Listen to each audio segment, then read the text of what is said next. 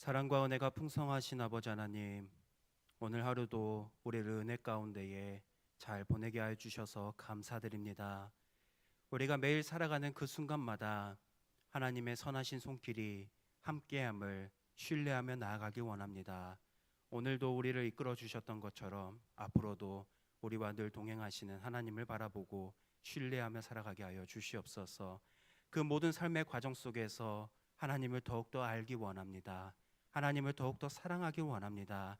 우리에게 날마다 이 마음을 더하여 주시옵시고, 바라기는 성령 하나님, 우리에게 지혜를 주셔서 하나님을 바르게 알고 바르게 믿고 그 뜻에 따라 순종하는 삶을 저희가 살게 하여 주시옵소서. 거룩하신 예수님의 이름으로 기도합니다. 아멘. 우리 하나님의 말씀 여호수아 6장 2절에서부터 9절 말씀입니다. 하나님의 말씀 여호수아 6장 2절에서부터 9절 말씀입니다. 구약성경 326면에 있습니다. 여호수아 6장 2절에서부터 9절 말씀 우리 한 절씩 교독하겠습니다. 여호와께서 여호수아에게 이르시되, 보라, 내가 여리고와 그 왕과 용사들을 내 손에 넘겨주었으니 매일 한 번씩 돌되 엿새 동안을 그리하라. 제사장 일곱은 일곱 양각 나팔을 잡고 언약궤 앞에서 나아갈 것이요, 일곱째 날에는 그 성을 일곱 번 돌며 그 제사장들은 나팔을 불 것이며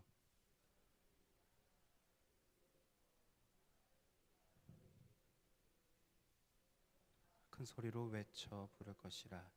그리하면 그 성벽이 무너져 내리리니 백성은 각기 앞으로 올라갈지니라 하시매, 눈의 아들 여호수아가 제사장들을 불러 그들에게 이르되, 너희는 언약궤를 메고 제사장 일곱은 양각 나팔 일곱을 잡고 여호와의 궤 앞에서 나아가라 하고, 그 성을 돌되 무장한 자들이 여호와의 궤 앞에서 나아갈지니라 하니라. 여호수아가 백성에게 이르기를 마침에 제사장 일곱은 양각 나팔 일곱을 잡고 여호와 앞에서 나아가며 나팔을 불고 여호와의 언약궤는 그 뒤를 따르며 그 무장한 자들은 나팔 부는 제사장들 앞에서 행진하며 후군은 궤 뒤를 따르고 제사장들은 나팔을 불며 행진하더라. 아멘. 이스라엘 백성들은 오랜 광야 생활을 마치고 드디어 광야의 땅에 들어왔습니다. 이제 요단강을 건너고 약속의 땅을 정복해야 하는 관문 앞에 서 있습니다. 그 첫 번째가 바로 여리고 성이었습니다. 이 여리고는 단순한 성이 아니라 높은 성벽으로 둘러싸인 난공불락의 성이었습니다. 사람들의 눈으로 본다면은 이 성은 마치 도저히 무너뜨릴 수 없을 것만 같은 성이었습니다. 이스라엘의 상황을 보면 이스라엘 백성들은 이제 막 그 땅에 들어왔습니다. 그 땅에서 오랜 기간 살았었고 그 땅의 지리를 잘 알며 환경조차도 다 알고 있는 난공불락의 성 여리고성에 살고 있는 그 사람들을 무찌른다는 것은 결코 쉬운 길이 아니었습니다. 이스라엘 백성들은 전쟁 경험도 전략도 충분하지 않는 상황이었습니다. 바로 그때 하나님이 여호수아에게 말씀하셨습니다. 내가 여리고를 내 손에 넘겨주었다. 하나님이 이렇게 말씀하신 것은 가능성이 아니라 확정이었습니다. 하나님이 바라보실 때 여리고성은 미래에 무너진 것이 아니라 이미 무너진 상태였습니다. 이것을 믿는 것이 이스라엘 백성들의 신앙의 출발점이었습니다. 그 이유는 분명합니다. 우리는 하나님의 일을 우리의 생각으로 다 이해할 수 없기 때문입니다. 하나님은 사람의 생각을 넘어서 일하시는 분이십니다. 하나님은 여리고성이 무너진 후에 이 말씀을 하신 것이 아니라 아직 아무것도 일어나지 않는 상태에서 여리고성을 내게 내 손에 주었다라고 하셨습니다. 그런데 사람의 눈에 보기에는 먼저 기준으로 판단합니다. 보이는 것을 기준으로 판단합니다. 이 성이 얼마나 높은지, 그리고 군사가 얼마나 강력한지, 내가 이 성을 정복할 수 있을지, 가능할지, 불가능할지를 먼저 판단합니다. 그러나 하나님은 그렇게 일하시지 않습니다. 하나님은 될 것 같다라고 말씀하시지도 않습니다. 이미 되었다라고 말씀하셨습니다. 바로 이 차이가 중요합니다. 신앙은 가능해서 믿는 것이 아니라 하나님께서 말씀하셨기 때문에 믿는 것입니다. 하나님께서 말씀하셨고 하나님께서 분명하게 이루실 것을 알고 하는 그 마음에서 확신으로 나아가는 게 바로 신앙입니다. 그래서 이 장면에서 중요한 것은 여리고성이 얼마나 정복하기 힘든 성이냐가 아니라 누가 말씀하셨는가입니다. 하나님이 말씀하셨다면 그 말씀은 반드시 이루어집니다. 시간의 문제일 뿐 이미 결정되었던 것입니다. 그런데 우리의 구원도 보면 마찬가지입니다. 예수님께서 십자가에서 다 이루셨다라고 말씀하셨을 때 그것은 단순한 선언이 아니라 이미 완성된 선포였습니다. 우리는 나중에 구원을 받을 사람들이 아니라 이미 구원을 받은 사람들입니다. 우리는 언젠가 승리할 사람들이 아니라 이미 승리 안에 들어와 있는 사람들입니다. 그래서 신앙이라는 것은 내가 무엇인가를 이루기 위해서 사는 것이 아니라 이미 이루어지는 것을 믿고 받아들이는 것에서부터 시작합니다. 우리가 해야 할 일은 그 승리를 만들어내기 위해서 노력하는 게 아니라 이미 주어진 승리를 받아들이는 것에서부터 시작해야 합니다. 만약에 이것이 흔들린다면 우리의 삶의 전체, 신앙의 전체가 흔들릴 것입니다. 왜냐하면 우리는 연약하게 자꾸 눈에 보이는 것으로 모든 것을 판단하려고 하기 때문입니다. 우리가 살다 보면 상황이 좋아질 때가 있습니다. 그러면 그때는 하나님이 일하셨구나라고 생각할 때가 있겠지만 여전히 상황은 변하지 않고 오히려 그 힘든 일이 계속 지속된다면 하나님은 일하시지 않는 것처럼 느낍니다. 사람 일은. 그러나 성경은 분명히 말합니다. 하나님은 이미 이루셨고 그 일하심 가운데 과정 가운데 걸어가고 있는 우리와 함께 하셔서 분명하게 일하신다라고 성경은 말합니다. 그래서 우리의 신앙은 눈에 보이는 현실이 아니라 하나님의 말씀 위에 세워져야 합니다. 현실은 변할 수 있지만 하나님의 말씀은 과거에도 지금도 앞으로도 영원히 변하지가 않습니다. 오늘 말씀을 기준으로 이렇게 고백하며 사는 저와 여러분들이 되길 바랍니다. 지금은 보이지 않아도 하나님이 이미 이루셨습니다. 우리 함께 고백해 보겠습니다. 지금은 보이지 않아도 하나님이 이미 이루셨습니다. 한 번만 더 고백해 보겠습니다. 지금은 보이지 않아도 하나님이 이미 이루셨습니다. 오늘 이 말씀을 기억하면서 이 믿음 위에 굳건하게 서서 흔들리더라도 다시 일어서는 주의 백성들이 되길 간절히 소망합니다. 그렇다면 우리는 자연스레 이렇게 생각할 수 있습니다. 하나님께서 이스라엘 백성들에게 이미 승리를 주셨던 것처럼 우리에게도 이미 승리를 주셨습니다. 그렇다면 이미 승리가 주어졌다면 나는 어떻게 살아가야 하는가? 라는 질문이 우리의 삶 속에선 자연스럽게 듭니다. 이 모든 상황 앞에서 당시 이스라엘 백성들의 현실을 바라보길 원합니다. 하나님은 그들에게 이미 여리고성을 주셨습니다. 그런데 그들의 눈앞에 여리고성은 이미 아직 건재합니다. 하나님이 이미 승리를 말씀하셨지만 그들의 눈에 보기에는 현실은 아무것도 변하지 않았습니다. 그들의 눈에 보이는 건 아무것도 변하지 않았습니다. 그때 하나님은 이스라엘 백성들에게 명령하십니다. 본문 3절에서부터 5절 말씀의 내용입니다. 하나님은 여리고성을 공격하라고 말씀하지 않으셨습니다. 방패를 앞세우고 활든 자들을 뒤에 세우며 창든 자들을 어떻게 나아가서 그 성에 침투해라라고 말씀하지 않으셨습니다. 그저 성을 돌라고 말씀하셨습니다. 그리고 마지막 날은 7번 돌게 하셨습니다. 자, 사람의 생각으로 이 전투의 방식은 도저히 이해할 수 없습니다. 조금 강력하게 말하면 어떻게 보면 스스로 목숨을 버리는 것과 같은 순간입니다. 그들은 활을 들고 무장한 상태로 그 상황들을 내려볼 것이고 이스라엘 백성들은 그 무방비 상태에서 나 여기 있습니다 하며 정체성을 드러내면서 계속 돌고 있는 것입니다. 그런데 하나님께서 이들에게 이렇게 제시하신 이 방식은 단순하게 전쟁의 방식이 아니라 그들이 따라야 하는 믿음의 방식이었습니다.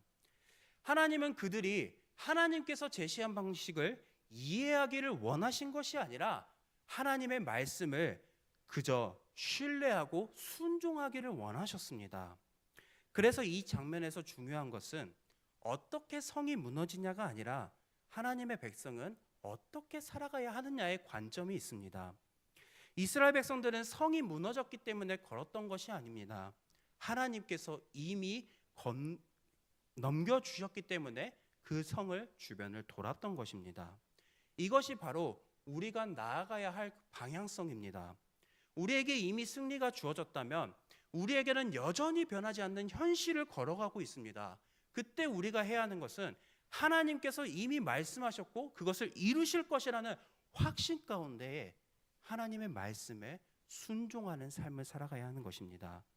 순종은 결과를 받아들이는 태도가 아니라 이미 주어진 하나님의 말씀을 붙들고 살아가는 태도입니다. 이 장면은 광야의 인생과도 연결이 됩니다. 이스라엘 백성들은 이미 광야를 지나왔던 세대입니다. 그들은 40년 동안 광야에서 하나님을 의지하는 법을 배워왔습니다. 보이는 것이 없어도 하나님의 말씀을 따라 살고 이해되지 않아도 하나님의 말씀을 신뢰하는 법을 배우며 살았습니다. 그리고 이제 여리고성 앞에서 섰을 때 하나님은 직접적으로 이렇게 말씀하지는 않으셨지만 환경은 달라졌지만 동일하게 말씀하십니다. 광야에서 그렇게 살았던 것처럼 지금도 나의 말에 의지하고 순종하며 살아라 라고 말씀하십니다. 그래서 가나안 땅에서의 삶은 새로운 삶의 방식이 아니라 광야의 삶에서 계속 이어지는 연장선이었습니다. 환경은 바뀌었지만 신앙의 본질은 결코 변하지 않았습니다. 여기서 우리는 광야를 더 깊이 이해해야만 합니다. 광야는 단순하게 힘들었던 시간이 아니라 하나님을 신뢰하지 못하는 자리였기도 했지만 동시에 하나님의 말씀을 가장 분명하게 듣고 하나님께서 함께 하셨던 시간입니다. 광야에서 이스라엘 백성들은 아무것도 의지할 수 없는 상황 속에서 오직 하나님의 말씀에 귀 기울이는 법을 훈련하며 살았습니다. 그래서 광야는 사람의 생각으로는 고통의 시간이기도 하지만 동시에 하나님이 어떤 분이신지를 배우는 시간이었습니다. 하나님은 여리고 앞에서도 같은 방식으로 말씀하십니다. 그 이유는 분명합니다. 그들이 하나님의 말씀에 더욱 귀 기울이게 하시고 그 말씀을 신뢰하는 삶을 살아가도록 하기 위함이었습니다. 여기에서 성도님들에게 질문 한 가지를 해보려고 합니다. 만약 이스라엘 백성들이 하나님의 말씀에 불순종하여서 여리고성을 돌지 않았다면 어떤 삶을 살아가게 됐을 것 같으십니까? 여리고성을 돌지 않았다면 어떻게 되었을 것 같습니까? 그 결과는 뻔합니다. 과거의 역사를 통해서 우리가 배울 수 있었던 것처럼 자기의 생각을 따라갔다면 그 당시에 이스라엘 백성들은 가나안 땅을 정복할 수 없었을 것입니다. 어쩌면 그들은 다시 광야를 도는 것처럼 하나님의 말씀을 의지하는 법의 훈련을 계속 이어가야 했을 것입니다. 왜냐하면 이 광야는 전적으로 하나님을 신뢰하도록 거쳐야 하는 신앙의 분명하고 반드시 겪어야 하는 시간이기 때문입니다. 그래서 이미 여리고성의 승리는 주어졌지만 그들에게는 여전히 믿고 순종하며 걸어가야 하는 아직 걸어가야 할 길이 남아 있었습니다. 사랑하는 성도 여러분, 우리의 삶에도 그들의 말씀, 오늘의 말씀은 우리의 삶에도 동일하게 적용할 수 있습니다. 우리 앞에도 여전히 무너지지 않는 여리고성과 같은 현실이 있습니다. 여전히 해결되지 않는 문제들이 있고 여전히 이해되지 않는 상황들이 있습니다. 그때 우리는 내 생각을 따라가야 할지 아니면 하나님의 뜻을 따라 선택하며 그 말씀에 순종하는 삶을 살아갈 것인지를 선택하며 살아가는 삶이 남아 있습니다. 하나님은 오늘도 우리에게 동일하게 말씀하십니다. 이해되지 않아도 내 말을 따라주며 살아가거라. 하나님이 우리에게 이렇게 말씀하시는 것 같습니다. 변하지 않는 현실 앞에서도 하나님의 말씀에 귀 기울이시고 이해되지 않아도 순종하는 삶을 살아가는 우리 모든 주의 백성들이 되길 간절히 소망합니다. 이제 우리는 한 걸음 더 나아가야 합니다. 이미 승리는 주어졌다면 우리는 아직 걸어가야 할 길이 남아있다라는 것을 알았습니다. 그리고 아직 걸어가야 할 그 길은 하나님의 말씀에 순종하는 길입니다. 순종은 단순한 행동이 아니라 내 생각을 내려놓고 하나님의 말씀을 따르는 선택하는 삶입니다. 그런데 이 순종의 길은 결국 한 가지로 이렇게 모여집니다. 자기의 생각을 내려놓는 삶의 선택의 연속성이기 때문입니다. 우리가 순종해야 하는 것은 말씀은 각각 다를 수 있습니다. 누구는 사랑해야 하는 문제가 순종해야 했을 거고, 누군가는 정말 다양한 말씀, 복음을 전하면서 나를 내려놓고 예수 그리스도를 드러내는 삶을 살아가야 하는 그 여러 가지 문제 속에서 우리는 공통적으로 살아갑니다. 나의 생각을 내려놓고 하나님의 말씀을 따르면서 순종하는 삶. 결국 이 순종이라는 것은 선택하는 것, 따라야 할 것은 다르지만 결국은 하나로 뭉칩니다. 나의 생각 내려놓기. 이 길은 단순히 참고 버티는 길이 아닙니다. 하나님은 우리를 의미 없는 고난의 시간 속을 걸어가게 하시지 않습니다. 분명한 방향으로 이끄시는 분이십니다. 그 방향은 자기 자신을 내려놓는 삶, 곧 십자가를 지는 삶입니다. 여리고를 도는 이 모습은 단순한 행동이 아니라 자기의 뜻을 내려놓는 삶의 방식이었습니다. 그리고 이 순종의 모습을 가장 완벽하게 보여주신 분이 계십니다. 성도님들은 너무나도 잘 아실 것입니다. 바로 예수 그리스도이십니다. 예수님은 십자가를 통해서 승리를 이루셨습니다. 이 십자가는 단순한 고난이 아니라 자기의 뜻을 내려놓고 하나님의 뜻에 온전히 내어드린 완전한 순종의 사건입니다. 예수님은 겟세마네에서 이렇게 기도하셨습니다. 마태복음 26장 39절 말씀입니다. 조금 길지만 우리 한 목소리로 함께 읽어봤으면 좋겠습니다. 조금 나아가사 얼굴을 땅에 대시고 엎드려 기도하여 이르시되 내 아버지여 만일 할만하시거든 이 잔을 내게서 지나가게 하옵소서. 그러나 나의 원대로 마시옵고 아버지의 원대로 하옵소서 하시고, 예수님께서 순종하신 삶의 방식은 어떠했습니까? 맨 마지막, 그러나 나의 원대로 마옵시고 아버지의 원대로 하옵소서 하시고, 예수님은 이 기도대로 끝까지 순종하셔서 십자가를 지셨습니다. 이 순종을 통해 죄와 사망에 대한 승리가 이루어졌고 그 승리가 우리에게 이미 주어졌습니다. 우리는 더 이상 죄에 끌려가는 사람이 아니라 예수 그리스도의 그 십자가의 고난으로 말미암아 이제 죄의 멍에에서 벗어나 하나님께 속한 하나님의 자녀이자 백성으로 살아가고 있습니다. 우리는 이미 이 승리 안에 있습니다. 그러나 아직 걸어가야 할 길이 남아 있습니다. 그 길은 여전히 죄와 싸워야 하고 날마다 내 생각이 아니라 하나님의 말씀을 선택하며 살아가야 하는 길입니다. 그래서 우리의 삶은 이미 주어진 승리를 단순하게 기다리는 삶이 아니라 하나님의 뜻을 선택하며 살아가는 선택의 과정입니다.